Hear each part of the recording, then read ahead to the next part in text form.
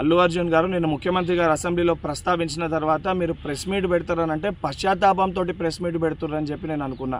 ఎందుకంటే సంధ్యా థియేటర్ సంఘటన జరిగిన తర్వాత ఆ సంఘటన మీ దృష్టికి వచ్చిన తర్వాత కూడా మీరు ఈ రకంగా మూవీ ఎప్పటివరకు చూసిర్రు, ఎప్పటివరకే క్లాప్స్ కొట్టిర్రు, వెళ్ళేటప్పుడు మీరు అభివాదం తెలుపుకుంటూ వెళ్ళినరా లేదా మీరు ర్యాలీగా వెళ్ళినరా, చాలా క్లియర్గా ఫుటేజెస్ కనబడుతున్నాయి.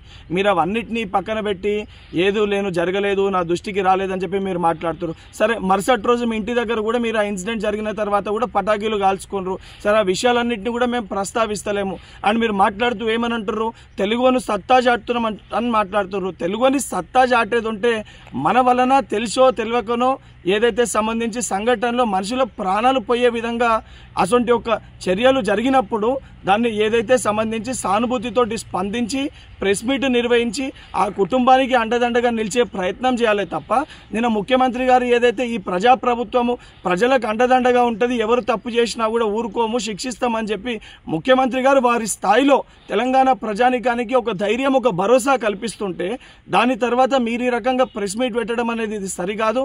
ఇప్పటికన్నా మీరు మాట్లాడిన మాటలపైన మీరు ఆత్మవిమర్శ చేసుకొని మీరు మాట్లాడిన మాటల్ని వెనుకకి తీసుకోవాలని చెప్పి డిమాండ్ చేస్తున్నా.